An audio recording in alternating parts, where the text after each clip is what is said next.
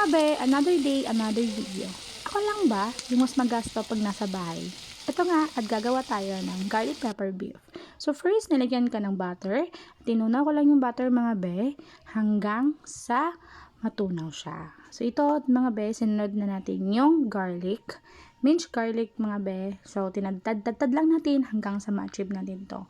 So i-mix lang natin to siya mga be. Itusta natin hanggang sa ma-achieve natin yung golden brown.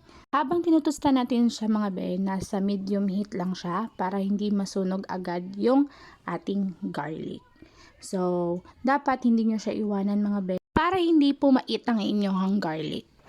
Ito yung magiging itsura niya mga be. Pag ganito na, pwede nyo siyang kunin at i-transfer sa another lalagyan. So, tadan! You see how beautiful our garlic is.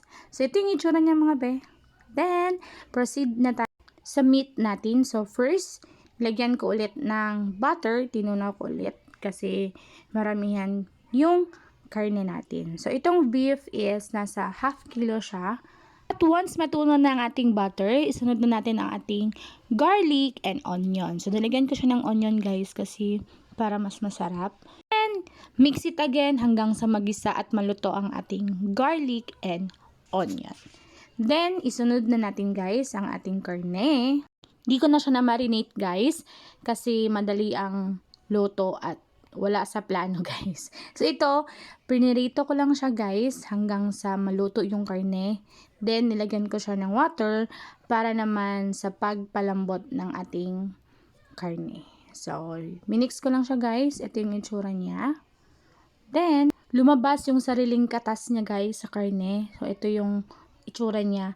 But, nilagyan ko pa siya ng tubig guys kasi hindi pa siya ganun kalambot at tender ng ating karne. So, nilagyan ko siya ng tubig para malambot. So, palambutin natin. Habang pinapalambot natin, nilagyan ko ng magic sarap para naman may konting lasa yung karne natin.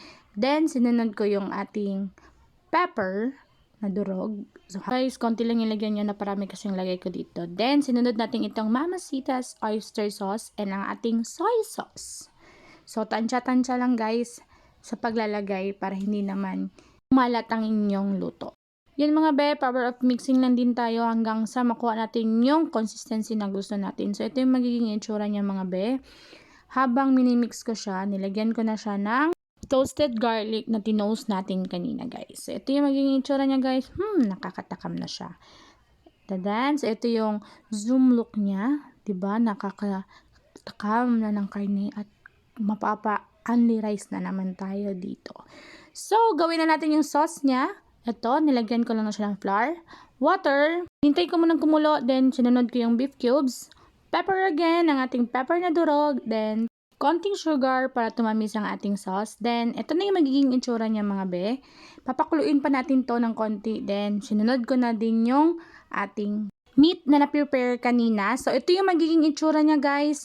Power of mixing lang at power of tansya lang guys. Ito yung kakalabasan niya habang pinapakulo mo siya and minimix. Then, sinunod natin yung mushroom natin na jolly mushroom na para mas marap ang ating luto. Then, nilagyan ko ulit ng toasted garlic and ito na yung itsura niya. And ready for eat. Thank you for watching!